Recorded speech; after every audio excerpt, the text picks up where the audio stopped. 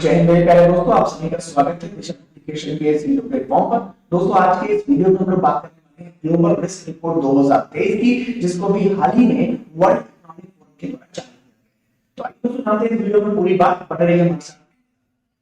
दोस्तों, अगर बात की जाए तो अभी हाल ही में वर्ल्ड इकोनॉमिक फोरम यानी WEF यानी विश्व आर्थिक मंच ने अपनी ग्लोबल रिस्क रिपोर्ट 2023 को जारी किया है, जो ग्लोबल रिस्क रिपोर्ट का 18वां एडिशन है। और इसमें वर्ल्ड इकोनॉमिक फोरम में खास तौर पे पूरी विश्व बिरादरी को इस बात के संकेत दिए हैं कि अगले 2 सालों में बहुत से नेचुरल डिजास्टर और क्लाइमेट जो एक्सट्रीम वेदर कंडीशंस हैं उनको हमें फेस करना होगा, और दुनिया के सामने सबसे बड़े समय जो है थ्रेट बनकर ये सामने आ रहे हैं।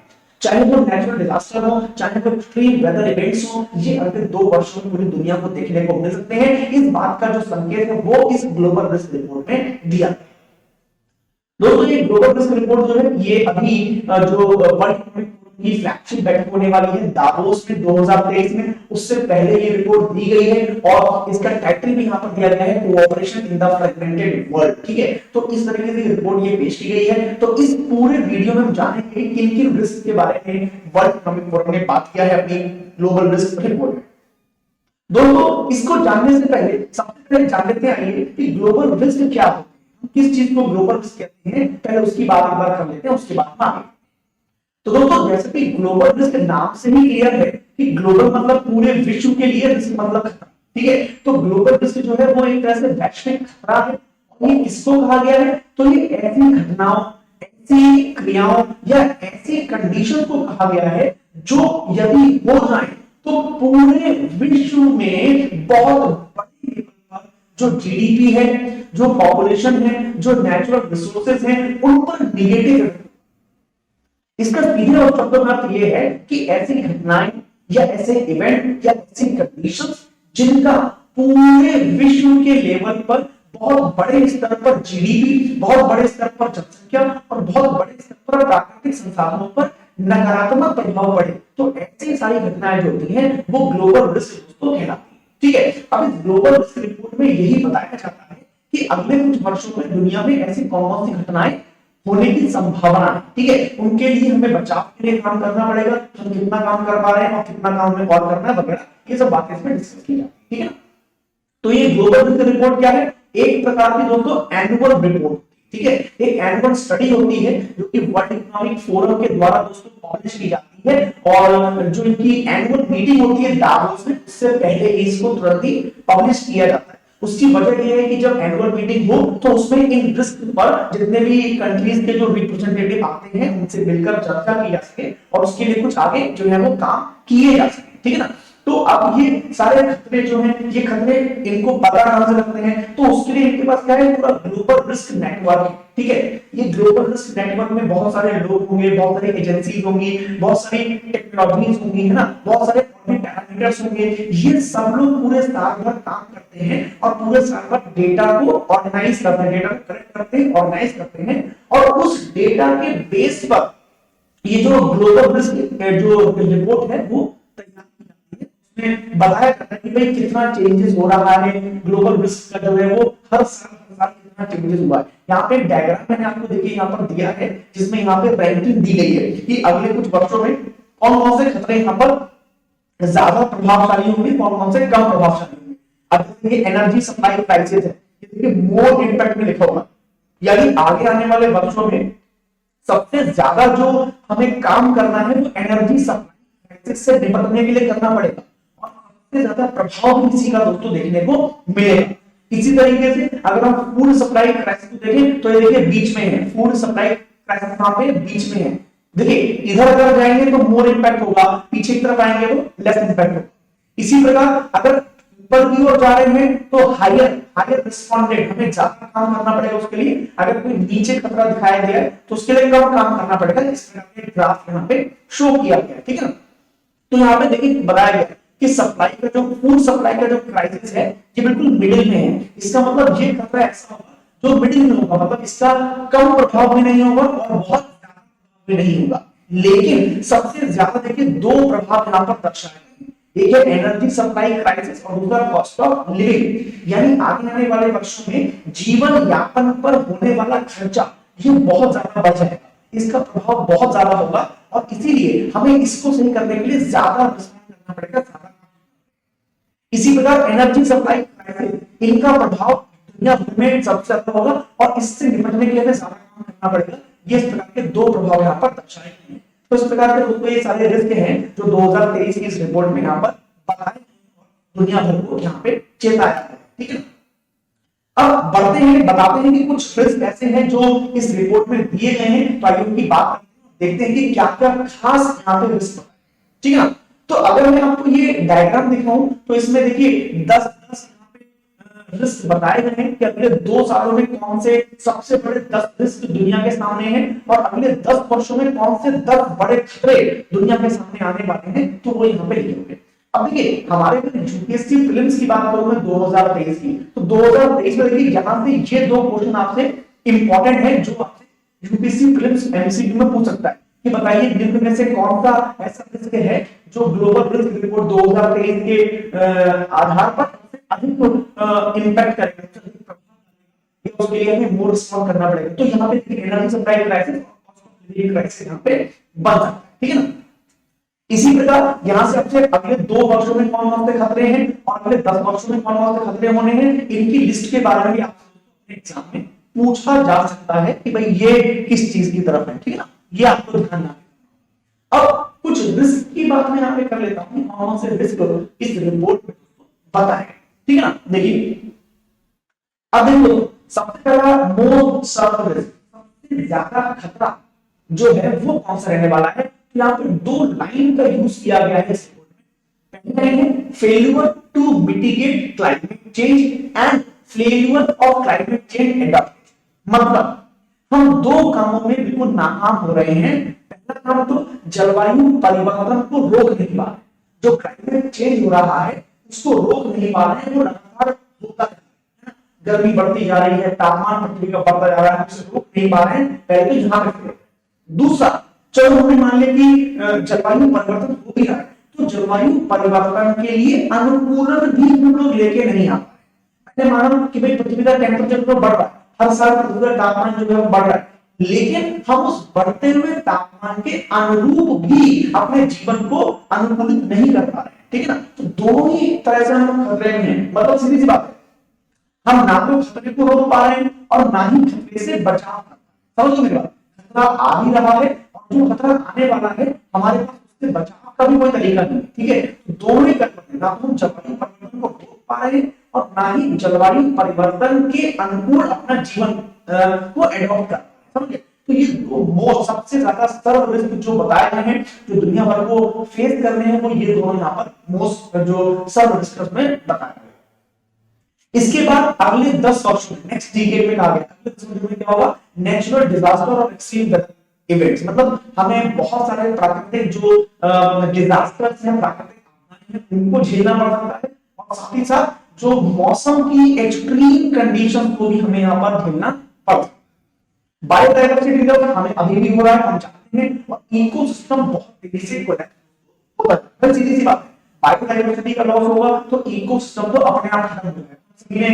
जो है वो सबके बारे में पढ़ा है, जो हमारी कोई भी प्रजाति हो, चाहे पौधों की हो चाहे जीव जंतुओं की हो, हर एक प्रजाति का इस इकोसिस्टम में एक ना एक रोल है। अगर एक भी प्रजाति विलुप्त होती है तो उसका कहीं ना कहीं हमें रिस्क उठाना पड़ता है, समझे।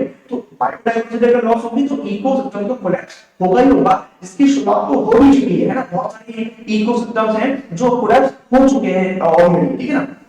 तो ये सारी परेशानी हमें देखने को मिल सकती है। एटमॉस्फेयर के लेवल पर देखें तो कार्बन डाइऑक्साइड लगातार बढ़ रही है, मीथेन लगातार बढ़ रही है, नाइट्रस ऑक्साइड जो है वो अपने रिकॉर्ड हाई पर पहुंच चुके हैं, ये हम सभी जानते हैं, सबसे बड़ा खतरा है भाई, आज हाई पर पहुंच चुके हैं, आने वाले 10 वर्षों में तो और भी ज्यादा ऊपर पहुंच जाएंगे। हालांकि पूरा विश्व इसके लिए प्रयास कर रहा है, हम फॉसिल फ्यूल से इलेक्ट्रॉनिक की तरफ जा रहे हैं, इलेक्ट्रिकल व्हीकल्स की तरफ जा रहे हैं, ठीक है, हाइड्रोजन फ्यूल्स की तरफ लोग जा रहे हैं, उसके लिए प्रयास चल रहे हैं, लेकिन अभी भी वो प्रयास जो है वो सफिशिएंट नहीं है। दूसरी बात, इलेक्ट्रिक और हाइड्रोजन फ्यूल जो है अब वो आम जनता की पहुंच में भी नहीं है ना, थोड़े कॉस्टली भी हो रहे हैं वो, इस वजह से भी दोस्तों हमारे बीच मतलब हमसे बाहर है, हमारे बीच से बाहर है, इसलिए उनका इतना प्रभाव यहाँ पर नहीं पड़ रहा, ठीक है ना। क्लियर, ये अभी आपको समझ में आया। अच्छा, दूसरी बात एक बात देखिए कि जो हमारे ग्लोबल एम्बिशंस हैं कि 1.5 डिग्री हमें सेंटीग्रेड टेम्परेचर में, आपने ध्यान होगा पेरिस सम्मेलन हुआ था, उसमें हमने कहा था कि पृथ्वी का तापमान जो है वो बढ़ तो रहा है और हम उसको रोक तो नहीं पा रहे हैं, लेकिन हम प्रयास करेंगे कि पृथ्वी का तापमान जो है वो 1.5 डिग्री सेंटीग्रेड से ज्यादा ना बढ़ पाए, ठीक है। तो उस पर भी दोस्तों यहाँ पर क्या हो रहा है, थोड़ी सी दिक्कतें हमें देखने को मिल रही है, वो भी हम लोग सही से अचीव नहीं कर पा रहे, ठीक है। ये मोस्ट सर्व रिस्क जो है वो यहाँ पर बताया गया इसलिए। इसके अलावा यहाँ पर देखिए जो climate action and biodiversity loss है, उसमें भी साफ तौर पे कहा गया है कि लगभग लगभग पिछले 30 सालों से हम लोग का मतलब सभी देशों की सरकारें, सभी ऑर्गेनाइजेशन, सभी एजेंसीज, ये सभी लोग पिछले 30 वर्षों से जो है वो ग्लोबल क्लाइमेट वैश्विक पर्यावरण को लेकर चिंतित हैं और उसके लिए बहुत सारे काम किए गए, बहुत सारे हम लोगों ने मिशन किए, बहुत सारे हमने इनिशिएटिव भी किए, लेकिन उसका कोई भी फायदा अभी तक देता हुआ नहीं है। जो हमें एक रिक्वायर्ड प्रोग्रेस चाहिए थी क्लाइमेट चेंज पर, वो अभी भी हमें अचीव नहीं हो पा रही, ठीक है ना।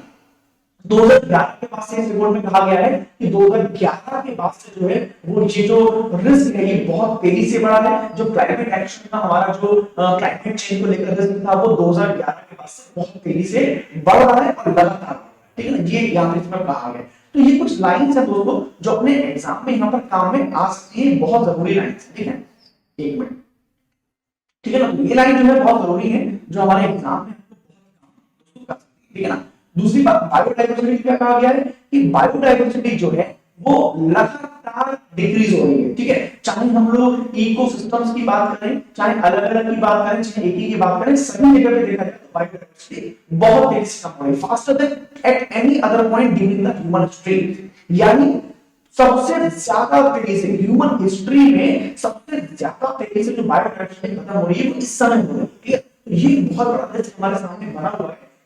सभी जनजातियों जातियों का यही हाल रहा तो बहुत तेजी से हमें प्रॉब्लम फेस करनी पड़ सकती है आगे आने वाले कुछ ही वर्षों में। लेकिन दूसरी बात यहाँ पे क्या कहा गया है, कहा गया है कि not been perceived with the concern over the short term, यानी बायोडायवर्सिटी जो लॉस हो रहा है और इकोसिस्टम जो कोलैप्स हो रहा है उसको हम लोग अभी तक इतना बड़ा रिस्क के रूप में नहीं मान पा रहे, जबकि वो बहुत बड़ा रिस्क है।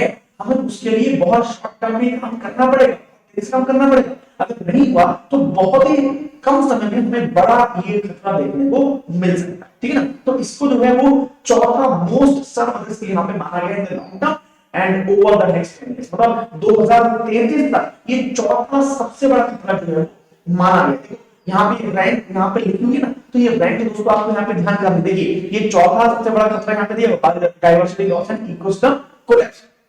तो यहां से आपसे तो पूछ सकता है अपने प्लेस में यूपीएससी 2023 में कि भाई बताइए अगले 2 वर्षों में रैंक वाइज पूछ सकता है, मतलब 10 के 10 आप मत याद करो, लेकिन कम से कम शुरू के 5 तो रैंक वाइज आपको याद होने ही चाहिए कि कौन कौन से खतरे यहाँ पर है बने हुए, ठीक है ना। रैंक वाइज तो आपसे खतरे पूछ सकता है भाई कौन सा रैंक है या रैंक वाइज अगले 10 वर्षों में, अगले 2 वर्षों में, ठीक है। तो एक वैसी बात आपने यहाँ पे। इसके अलावा अगर बात करें हम लोग रिवर्सल ऑफ मिटिगेशन प्रोसेस, तो यहाँ पे गड़बड़ है। गड़बड़ क्या है कि अभी के अगर वर्षों की बात करें से इस समय 2022-23 की बात करूं तो आप देख रहे होंगे कि पर्यावरण तो हम लोग भूल चुके हैं, उसके अलावा भी हमारे सामने बहुत सारे इश्यूज बने हुए हैं, जैसे रशिया यूक्रेन में भी युद्ध छिड़ा हुआ है, ठीक है। यूरोपियन यूनियन को भी फॉसिल फ्यूल पे काम चलाना पड़ रहा है, उनको गैस नहीं मिल रही है, विषय बंद हो गया है, ठीक है। अभी बहुत सारे छोटे छोटे देश हैं उनमें अनाज का दोस्तों बहुत खतरा पैदा हो गया है। तो कहने का मतलब क्या है कि हमारे सामने जो बाकी खतरे हैं वो भी सामने आ रहे हैं, तो पर्यावरण पर तो बात करना हमारे बहुत दूर चला गया है। यहाँ पे लिखा हुआ है कि जो ग्रोइंग डिमांड है इसमें, चाहे पब्लिक सेक्टर की हो चाहे प्राइवेट सेक्टर की हो, रिसोर्सेज को लेकर वो बहुत बड़ा क्राइसिस यहाँ पे दिया हुआ है, और उसको जियोपॉलिटिकल टेंशन भी दोस्तों बहुत बड़ा है ना। उसने क्या किया है, जो पर्यावरण को लेकर हमारे रिपोर्ट होने चाहिए थे उसको कम कर दिया। भाई सीधी सी बात है, अगर कहीं पे खाद्यान्न की समस्या है, आटा गेहूं चावल की समस्या है, तो पहले वो दे देंगे आटा गेहूं चावल दे देंगे, ठीक है। पर्यावरण की बात तो बाद में करेंगे।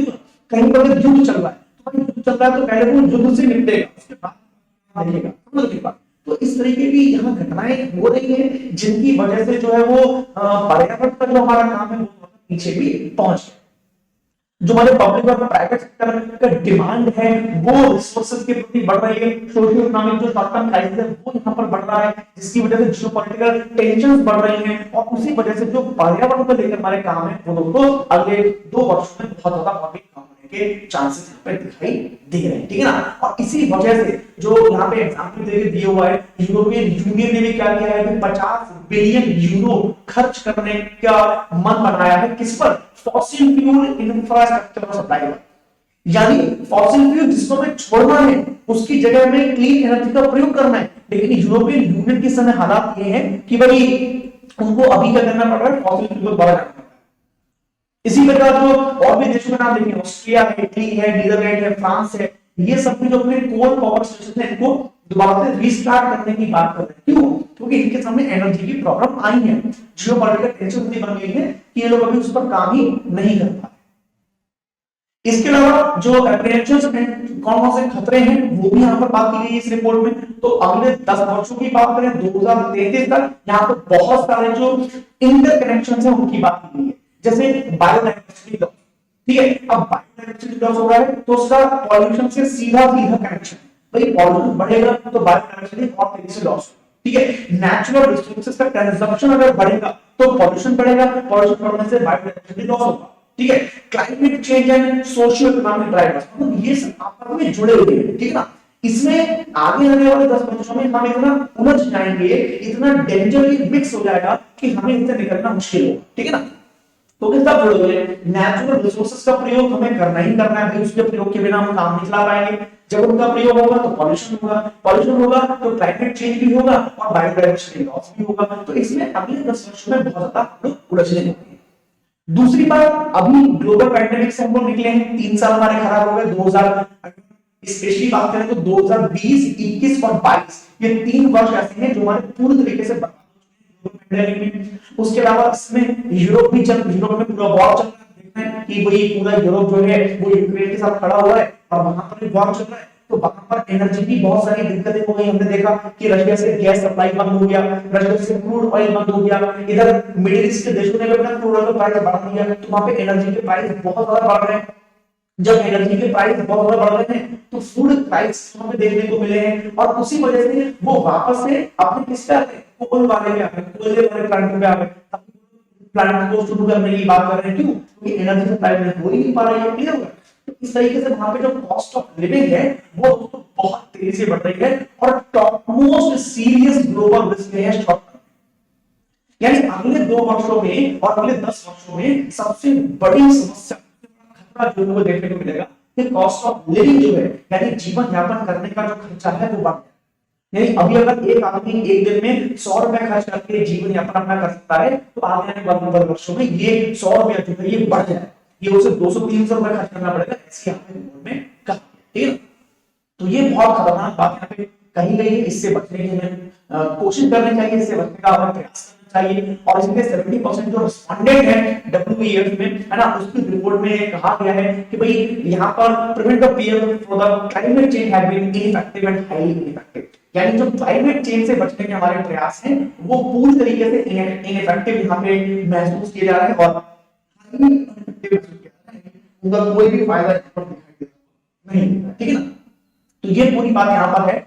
इसमें खास बात जो मैंने आपको बताई है वो लिस्ट है, जो की लिस्ट है वो आप जरूरत है, लेकिन एक बार फिर से आपको दिखा देता हूं। ये देखिए, ये खतरों की लिस्ट है, इसको आप यहां से जरूर याद करिए, ये आपके एग्जाम में बन सकता है कि सबसे भयानक जो खतरा है, बड़ा खतरा लिविंग, ये कॉस्ट ऑफ लिविंग अगले 2 साल में बहुत तेजी से बढ़ने वाला है और अगले 10 वर्षों में क्लाइमेट चेंज से हम लोग निपट पाए, ये खतरा बना हुआ है। क्लाइमेट चेंज जो है अगले 10 साल में बहुत बड़ा खतरा बन के आने वाला है। तो ये 2 लाइन जो है, ये 2 लिस्ट जो मैंने बताई है, ये इस रिपोर्ट में सबसे इंपॉर्टेंट है, यूपीएससी प्रीलिम्स में यहां से क्वेश्चन पूछे जा सकते हैं, ठीक है। चलिए, तो अंत में एक बार WEF के बारे में बात करते हैं, वर्ल्ड इकोनॉमिक फोरम क्या है उसके बारे में एक बार सी बात है। तो 1971 में एस्टैब्लिश हुआ था, स्विट्जरलैंड जिनेवा में है, हम सभी को मालूम है। एक स्विस अथॉरिटी है, ठीक है, जिसको international institution for public private cooperation के रूप में जाना जाता है। मतलब यहाँ पे गवर्नमेंट भी इंक्लूड है, यहाँ पे प्राइवेट सेक्टर के लोग भी इंक्लूड है ना। ये दोनों को मिलके एक संगठन बनता है, वर्ल्ड इकोनॉमिक फोरम ऐसे रूप में जाना जाता है। क्या करता है, इसका काम यही है, क्यों ये बैठक करता है, स्टेट ऑफ द वर्ल्ड को इंप्रूव करना by engaging business, political, academic and other leaders of society. मतलब जितने भी लीडर्स हैं, चाहे वो पॉलिटिकल लीडर्स हो, एकेडमिक लीडर्स हो, बिजनेस आइकन हो या क्षेत्रीय कुछ लीडर्स हो, ठीक है ना, तो उन सभी को मिलाकर पूरे विश्व को डेवलप करना, पूरे विश्व को इंप्रूव करना, जीवन स्तर इंप्रूव करना, उन सभी के लिए काम करता है वर्ल्ड इकोनॉमिक फोरम। अगर बात करें तो फाउंडर और एग्जीक्यूटिव चेयरमैन कौन है, तो लाओ श्वाब जो है वो इस समय इनके फाउंडर एंड एग्जीक्यूटिव चेयरमैन है। तो ये थोड़ी सी बातें आप करिएगा। इसके अलावा वर्ल्ड इकोनॉमिक फोरम और भी कई तरह की रिपोर्ट पेश करता है। एनर्जी ट्रांजिशन इंडेक्स पेश करता है, ग्लोबल कॉम्पिटिटिवनेस रिपोर्ट पेश करता है, ग्लोबल आईटी रिपोर्ट पेश करता है, ग्लोबल जेंडर गैप रिपोर्ट पेश करता है, global travel and tourism report भी ये पेश करता है। तो ये रिपोर्ट्स भी समय समय पर आती रहती है, ठीक है ना। चलिए, तो दोस्तों ये पूरी रिपोर्ट थी जो मैंने आपको बताई। एक न्यूज़ में आपको बता दूं कि दिशा पब्लिकेशन आप सभी के लिए एक प्रीलिम्स क्रैश कोर्स लेके यहाँ पे आया है। जो भी हमारे एस्पिरेंट हैं जो 2023 में यूपीएससी प्रीलिम्स देने वाले हैं, तो उन सभी के लिए एक बहुत ही जबरदस्त यहाँ पे हमने अपना पूरा क्रैश कोर्स डिजाइन किया है। हमारे जो एक्सपर्ट फैकल्टीज हैं उन सभी ने यहाँ पर 150 घंटे की मतलब 150 आवर्स की आपको जो है वो लाइव रिकॉर्डेड क्लास मिलेगी और 40 आवर्स की आपको लाइव क्लास मिलेगी। टोटल 190 आवर्स 190 घंटों की आपको क्लास मिलने वाली है। इसके अलावा 30 टॉपिक वाइज टेस्ट मिलने वाले हैं और 10 आपको फुल लेंथ टेस्ट मिलने वाले हैं और 24 आवर्स आपको डाउट क्लियरिंग तो हमेशा मिलने वाला है। तो इस प्रकार का ये कोर्स हमने यहाँ पे डिजाइन किया है जो यूपीएससी प्रीलिम्स 2023 की तैयारी करने वाले बच्चों के लिए है। जो भी हमारे एस्पिरेंट हैं वो अपने पूरे समय को, देखिए हमने तैयारी पूरी 1 साल की है, 1.5 साल की है, 2 साल की है, बट अगर इन 2-3 महीनों में सही तरीके से रिवीजन नहीं हो पाया तो हमारे पूरे को 2 साल यहाँ पे खराब। तो अपने सालों की खराब मत होने दीजिए, उनके लिए अपनी तैयारी को बेस्ट से बेस्ट दीजिए और रिवीजन के लिए ये बैच आप ज्वाइन कर लीजिए। इस बैच में जो पहले 50 रजिस्ट्रेशन है उनको ऑलरेडी 50% का यहाँ पे डिस्काउंट मिल ही रहा है। लेकिन साथ ही साथ अगर आप ये कोड यूज करते हैं SHUBHAM10, ये कोड अगर आप यूज करेंगे तो आपको एक्स्ट्रा डिस्काउंट मिलेगा और लगभग 3000 रुपए का ये आपको बैच अवेलेबल हो जाएगा। लगभग इसका सही अमाउंट हो सकता है ऊपर नीचे थोड़ा बहुत हो, लेकिन लगभग 3000 रुपए का ये आपको बैच मिल जाएगा जिसमें आपको पूरा जो है वो 190 घंटे तक हम तैयारी करेंगे, ठीक है। तो चलिए दोस्तों, इस जानकारी के बाद मैं आपसे विदा लेता हूं, मिलूंगा नेक्स्ट वीडियो में नेक्स्ट टॉपिक के साथ। उम्मीद है कि ये वीडियो आपको पसंद आया होगा और आपको समझ में भी आया होगा, ठीक है ना। चलिए, तो मैं मिलूंगा नेक्स्ट वीडियो में नेक्स्ट टॉपिक के साथ। तब तक आपसे विदा लेता हूं। आप सभी खुश रहिए, सुरक्षित रहिए, स्वस्थ रहिए, हमेशा ऊर्जाओं से भरे रहिए और हमेशा आलस से बिल्कुल दूर रहिए। आप सभी को मेरा नमस्कार, आप सभी को मेरा जय हिंद।